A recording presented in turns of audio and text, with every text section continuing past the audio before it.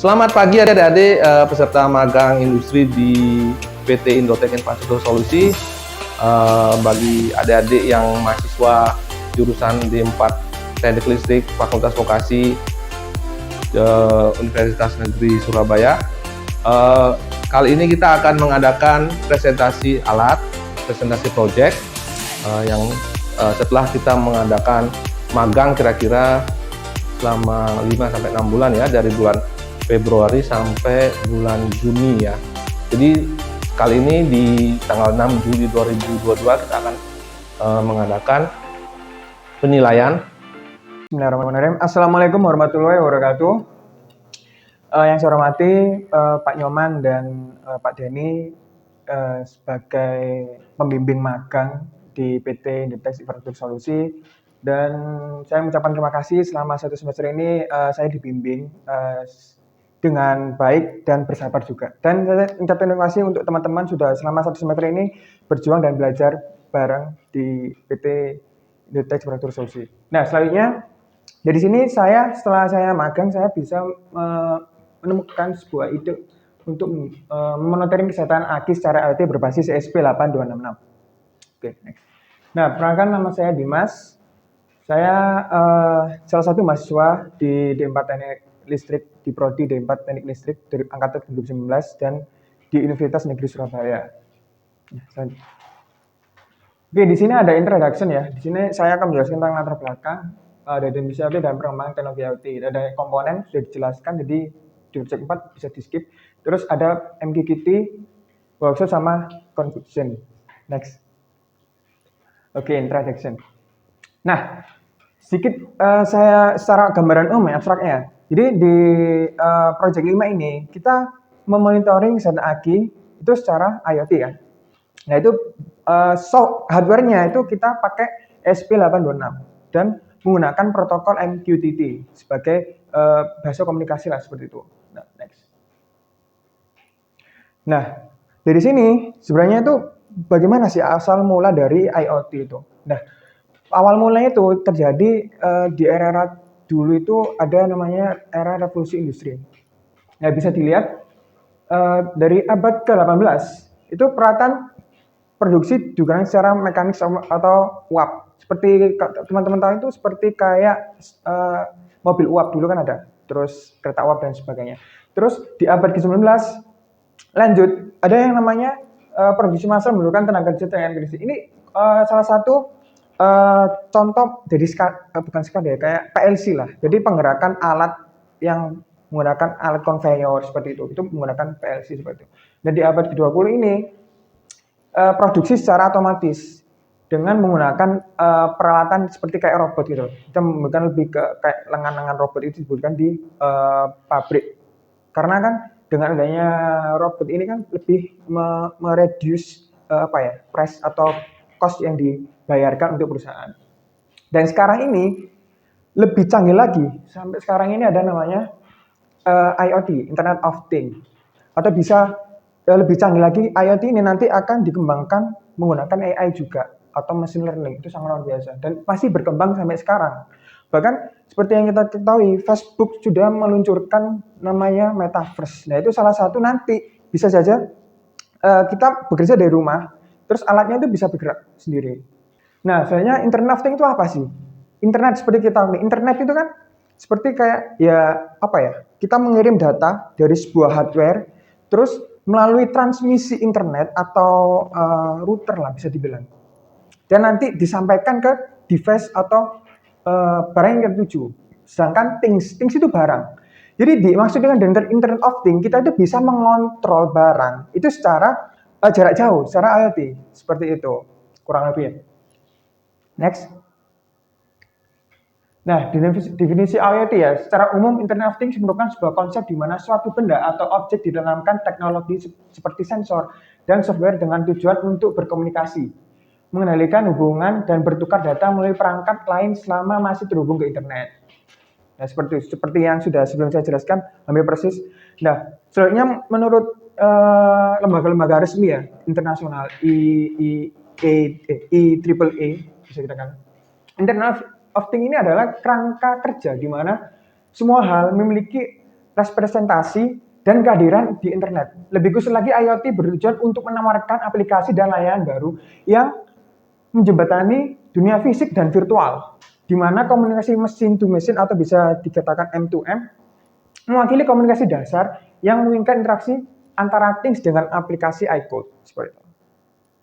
Nah, hasilnya dari ISO ya, International Standard Organization, itu ini adalah infrastruktur objek atau orang, sistem, dan sumber daya informasi yang paling berhubungan bersama dengan layanan cerdas untuk menghubungkan secara memungkinkan mereka memproses informasi dari dunia fisik dan virtual dan bereaksi seperti itu. Dan sedangkan dari itu, International Communication Unit, IoT adalah jenis jaringan yang tersedia di mana saja, kapan saja, oleh apa saja, dan siapa saja. Mungkin itu sedikit dari beberapa lembaga resmi ya. Nah, selanjutnya kita akan sebelum menjelaskan perkembangan teknologi IoT ya, saya ingin menjelaskan sejarah sedikit saja, sejarah IoT. IoT pertama kali itu ada pada tahun 1990, itu dicoba pada alat mesin soda yang ada di universitas di luar negeri, lupa namanya itu. Jadi alat ini bisa mendeteksi berapa stok dari minuman-minuman yang soda itu loh, yang dikasih uang terus keluar ya itu. Dan yang paling terkenal lagi tahun 1989 itu ada dua orang sahabat ini ya. Dia itu mempraktekkan Internet of Things itu dengan pemanggang roti. Mungkin teman-teman pernah dengar pemanggang roti. Nah, ini bisa dikendalikan sesuai perintah melalui internet. Itu. Dan berkembang sampai sekarang, tahun 2000 tahun-tahun sampai sekarang berkembang cukup banyak dan banyak sekali perusahaan-perusahaan yang membuat platform sendiri atau website sendiri untuk pengembangan IoT itu sendiri. Dan IoT kedepannya pasti akan menjanjikan seperti itu. Next. Nah, sebelum tadi kan ada pre-internet. Nah, ini kita bahas langsung pre-internet. Nah, pre-internet itu sebelum adanya internet, komunikasi mobil dilakukan dengan menggunakan telepon dan SMS atau short message service. Pengembangan telepon dimulai tahun 1871, ditemukan komunikasi suara melalui kabel. Baru pada 1940, telepon dikomersikan dan dapat digunakan secara publik. Nah, dulu itu alat komunikasi telepon itu digunakan lebih tepat untuk peperangan, teman-teman. Dan baru di tahun ini secara mungkin sudah perangan, ya mungkin masih ada. Cuma ini langsung dikembangkan secara komersial pada tahun 1940. Jadi dulu itu pentingnya komunikasi sebenarnya untuk perang pada asalnya itu. Nah, pada tahun 1908 dikembangkan teknologi SMS dengan menggunakan jaringan GSM. Kemudian baru tahun 1993 SMS dapat digunakan secara publik karena sesuai memenuhi standar seperti itu. Nah, selanjutnya Internet of Contents. Teknologi internet awalnya dikembangkan pada konten WWW atau WWW, World Wide Web, untuk menyampaikan informasi melalui internet. WWW adalah suatu ruang informasi yang dipakai oleh user global yang memungkinkan user memperoleh informasi secara publik melalui internet. Nah, dulu itu saya masih ingat ya, WWW itu belum ada sebagus sekarang lah. Sekarang kan ada kayak desainnya WWW, kayak desain virtualnya lebih API, UI-nya lebih bagus. Dulu itu cuma kayak HTML gitu. Sekarang lebih bagus. Nah, WWW ditemukan pada tahun 1999 oleh tim Berners-Lee. Hingga internet bisa mengkoneksikan semua orang saat ini. Tim pun menciptakan Hypertext Transfer Protocol atau Hypertext Markup Language (HTML), sebuah perambahan pertama dan web server pertama. Nah, HTTP ini juga sebuah protokol ya, sama kayak MQTT, tapi HTTP ini lebih berat. Nah, nanti MQTT kita akan jelaskan selanjutnya. Next. Nah, ada namanya Internet of People. Kalau teman mengetahui, Internet of People itu mengacu pada digitalisasi hubungan antara orang-orang menggunakan pemrosesan dengan menerapkan data pribadi. Penerapan paling terlihat adalah pada sosial web atau sosial media di mana saja. Semua orang dapat berkomunikasi secara digital sehingga terjadi banyak perolehan data. Dulu itu paling famous kan, paling terkenal itu Facebook. Terus semakin hari ada YouTube, Instagram, TikTok, itu banyak orang-orang yang melihat video. Perkembangan pertukaran data melalui internet mendorong komunikasi dan mengirim data oleh things benar. Perkembangan IoT ditandai dengan adanya komunikasi M2M, machine to machine, wireless sensor network (WSN), dan Web of Things (WOT), M2M Machine to Machine atau IoT Internet of Things, mendigitalisasikan proses kerja menggunakan teknologi yang menghubungkan perangkat melalui jaringan IP agar dapat dimonitor dan dikontrol oleh perusahaan dengan tujuan efisien dan efektivitas sumber daya. Nah, perbedaan IT zaman dulu pertama kali sampai sekarang itu terjadi, perbedaannya itu sangat mencolok di IP-nya ya. Jadi yang sekarang itu ada alamat persis, jadi tidak akan tertukar. Ada alamat address yang dituju, jadi bisa mengontrol secara spesifik. Kalau dulu belum ada namanya alamat IP kayak gitu. Nah, berikut ini adalah diagram-diagramnya, kayak himpunan lah, irisan. Seperti itu. Next. Sedangkan selanjutnya Internet of Things IT yang membahas mengenai M2M, machine to machine. Komunikasi M2M mengacu pada komunikasi antar mesin yang dilakukan dengan menggunakan suatu jalur tertentu. Dalam IoT jalur yang digunakan adalah internet. Tentu saja internet. Cara kerja M2M yaitu data sensor yang terdapat pada mesin dikirim dan bertukar data melalui jaringan dan diproses sesuai dengan perangkat yang ada. M2M bekerja tanpa adanya campur tangan kerja oleh manusia. Nah, secara umum infrastruktur dari IoT itu ada 3 layer ya. Ada namanya hardware, software, sama user, pengguna. Meskipun sampai sekarang banyak orang-orang yang mendiskusikan sampai ada 4, 5, bahkan sampai 7 layer. Cuma yang paling pasti ada 3 layer yang terdiri dari hardware, software, dan usernya. Contohnya kalau hardware itu kita menggunakan ESP86, sedangkan software kita bisa menggunakan aplikasi seperti kayak BLNK yang di HP, ya, dan bisa pakai kayak ThinkSpeak itu juga bisa. Dan yang terakhir user untuk melihat, monitoring kayak gitu di sisi usernya. Next. Nah, Web of Things (WOT) yang tadi saya jelaskan. Sekarang itu banyak perusahaan-perusahaan yang mengamalkan WOT. Banyak sekali WOT yang tadi saya bilang Thing of Speech. Bahkan AWS, Amazon Web Service pun juga merambah ke dunia IoT. Yang dimana AWS ini kan menggunakan sistem depend on demand. Jadi seberapa yang kamu gunakan, ya kamu itu yang bayar kayak gitu. AWS. Dan selanjutnya ada kayak BLN kan itu juga menggunakan Web of Things, kayak seperti itu. Jadi WOT ini memungkinkan berbagai perangkat pintar untuk berkomunikasi dan berbagi informasi melalui website. Sehingga banyak perangkat elektronik dapat dimonitoring dan dikendalikan melalui website. Nah, selain untuk memonitoring juga bisa controlling, seperti itu. WOT menggunakan adanya services yang diberikan dengan adanya informasi atau data yang digunakan melalui server website. WOT dapat memudahkan pengelompokan atau penyatuan data yang diperoleh melalui platform yang berbeda. Seperti itu. Next. Nah, komponen bisa kita skip ya, karena sudah dijelaskan oleh project 4, Mas Faruk. Next. DSP, sensor, seperti itu. Nah, ini kurang lebih. Next. Nah, selanjutnya kita akan membahas tentang MQTT protokol ya, atau protokol MQTT. Nah, MQTT ini apa sih? MQTT adalah Message Queue Telemetry Transport, adalah protokol komunikasi pengiriman pesan yang dibentuk dengan TCP atau IP berdasarkan model messaging, publish, subscriber, dan dirancang khusus untuk mesin to mesin yang tidak memiliki alamat khusus. Seperti itu. Next. Nah, MQTT ini intinya MQTT ini adalah publisher mengirimkan pesan, sedangkan subscriber menerima pesan yang dibutuhkan, dan broker akan menyampaikan pesan yang diminta dan mengirim ke penerima. Publisher dan subscriber adalah klien MQTT yang hanya berkomunikasi dengan broker MQTT. Contoh publisher dan subscriber adalah microcontroller, sedangkan komputer dan smartphone dan lain-lain. Dan subscriber adalah microcontroller, komputer, smartphone dan lain-lain. Nah, ini misalkan sensor ya, pakai DHT1111. Nah, ini adalah sebuah broker.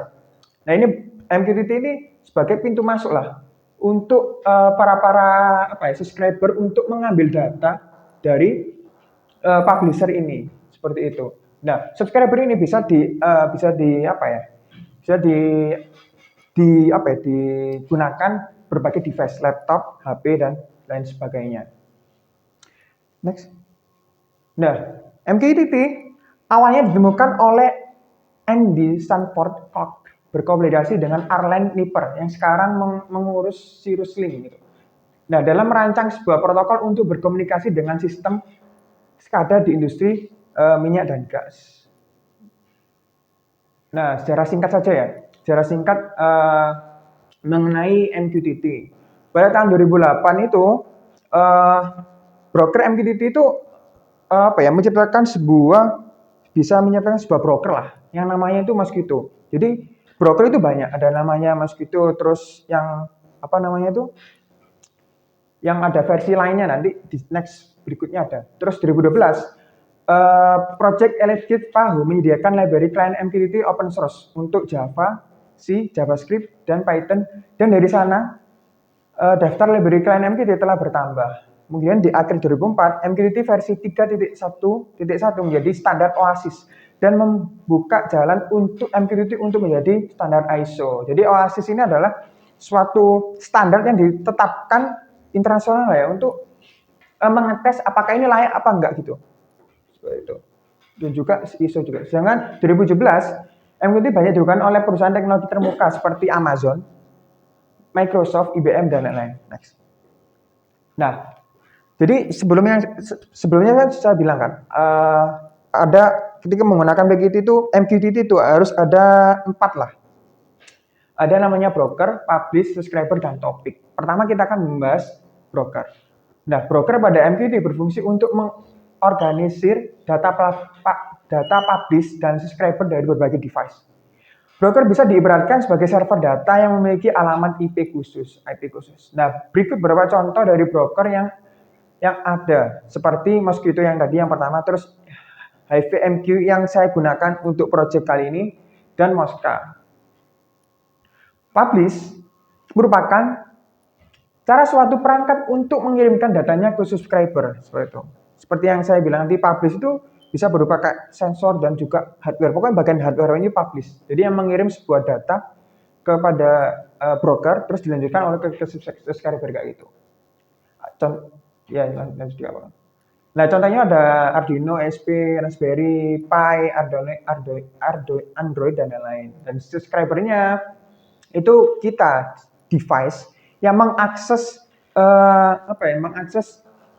topiknya nanti itu banyak, bisa diakses berbagai device, ada mobile, terus PC, laptop, dan tablet, seperti itu. Subscriber dapat berupa aplikasi ya, yang tadi monitoring sensor dan sebagainya. Subscriber ini yang nantinya akan memberikan data dari publisher melalui broker kayak gitu. Ini yang diberi data. Nah, selanjutnya itu topik. Nah, dalam menggunakan MQTT kita itu harus mengeset topik. Itu tidak boleh sama. Misalkan kita itu memiliki 3 device atau 3 alat sensor yang kita gunakan. Nah, masing-masing ini topik ini harus berbeda, nggak boleh sama. Misalkan suhu. Nah, suhu dan juga temperatur. Nah, ini nggak boleh sama. Kalau sama akan terjadi yang mengirimnya tetap satu data kayak gitu. Jadi kurang jelas kayak seperti itu. Contohnya yang tadi saya sebutkan. Next. Nah, cara kerja MQTT ya. MQTT sejak awal memang dirancang untuk komunikasi mesin to mesin. MQTT mengirim data sebagai byte array yang mana ini menjadi kelebihan protokol MQTT karena data yang dikirimkan sangat kecil. Nah, dibandingkan HTTP, MQTT ini sangat kecil ya byte-nya, karena di handlernya itu berapa byte gitu, 2 byte sekitaran. Beda dengan HTTP. Cuma perbedaan dari HTTP sama MQTT itu dari tingkat keamanan. MQTT ini kan kayak open source gitu loh. Jadi untuk tingkat keamanannya kurang. Seperti itu. Nah, lanjut pada saat protokol MQTT diuji dengan jaringan 3G, protokol MQTT 93 kali lebih cepat daripada HTTP karena paket headernya hanya 2 byte. Publisher mengirimkan data atau message dengan topik tertentu kepada broker. Pengiriman data dapat melalui Wi-Fi, GSM, LTE, dan lain-lain. Subscriber kemudian mengambil data atau message yang diperlukan dengan topik tertentu di broker. Ya, next. Nah, jangan lanjut ke cara pembuatan ya workshop. Nah, ini mungkin sudah dijelaskan ya. Nah, saya akan menambahkan. Proses ini kurang jelas saya menambahkan. Jadi saya ini kan dikonekkan kan dari sini kan dikonekkan ke Adina. Ini fungsinya sebagai beban. Nah, ketika beban itu fungsinya itu apa? Untuk bisa membaca arus di dalam sensor INA 2009. Nah, saya akan menjelaskan sedikit tentang buzzer ya. Dan dua LED ini fungsi untuk apa? Yang pertama LED yang putih ini, LED putih itu menyala, itu tandanya berarti sistem ini atau alat ini standby seperti itu. Nah, saya kan di codingan sebelumnya kan mengeset kalau suhunya pakai sensor yang diterima, jika di atas 40 derajat, maka buzzer ini akan menyala, LED ini akan mati, dan LED merah ini juga akan menyala sebagai menandakan bahwasanya suhu itu di atas rata-rata. Nah, ini cara men-setting banyak di aplikasi ya. Membuka aplikasi yang di Android, terus ditekan ini tambah, lanjut next. Nah, kita membuat connectionnya apa? Klien ini boleh diisi, boleh enggak. Ini saya tidak diisi, jadi dirandomkan langsung dari aplikasinya. Dan kita menggunakan broker yang free ya, broker yang tadi kita sebutkan hiveng.com, dan port numbernya 183. Perlu diingat, port 183 ini itu tidak ada inskripsi dan tidak ada authorization. Jadi kayak open source. Ada banyak port ya, cuma salah satunya kita untuk praktekkan ini menggunakan port number 183. Save. Next. Nah, add panel. Next. Nah, kita akan membutuhkan LED connector, lamp port glass, gauge, sama lem peredam. Yang penting ada ini ya, ini sama ini lebih penting. Next. Nah, pertama kita menggunakan temperatur ya. Untuk topiknya ini kan kita sudah set di codingannya. Nah, harus sesuai ya. Topiknya taruh sini, Unesa/suhu. Nah, itu akan mengirim pesan sesuai dengan yang kita coding di Arduino IDE tadi. Nah, jadi ketika kita sudah menambah semua widgetnya, ini tampilannya ya seperti ini ya. Jadi ini temperatur 35, terus ini grafiknya, pas fotonya juga bisa kedeteksi, dan next, lanjut. Nah, ini juga tampilannya grafiknya. Ini alam bahasanya. Untuk lebih jelasnya nanti kita praktikkan langsung ya. Kesimpulan. Oke, kesimpulan yang saya dapat dari sini ya, kita ini bisa menggunakan project alat ini banyak sekali. Contohnya kita menggunakan panel surya. Nah, kita ingin mengecek kondisi aki yang jauh. Misalkan sekarang kan banyak lalu lintas yang menggunakan panel surya. Mungkin juga itu menggunakan aki. Misalkan saja. Nah, itu bisa kita cek dari kejauhan apakah ini perlu di maintenance atau enggak. Jadi kita bisa mengetahui juga. Dan juga jika kita bisa membuat alat ini lebih kecil lagi ya, kita bisa menggunakan di mobil yang menggunakan aki. Jadi kita bisa mengontrol, wah ini butuh perbaikan nggak sih, kayak gitu. Bisa dikontrol lewat HP langsung. Nah, gitu. Oke, terima kasih.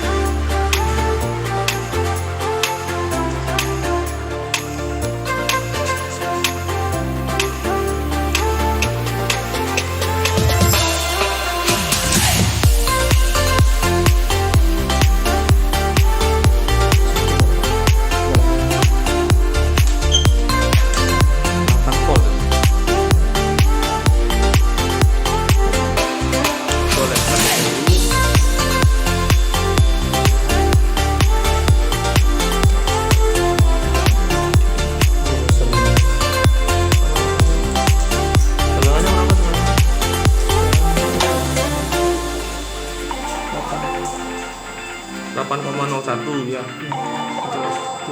Bisa ngomongkan ini tes voltage ini jelas. Apa?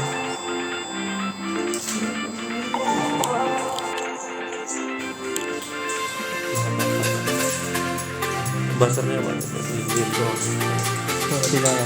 Kalau kamera nyala. Saya udah deh. Yang belum ada. Iya belum ada.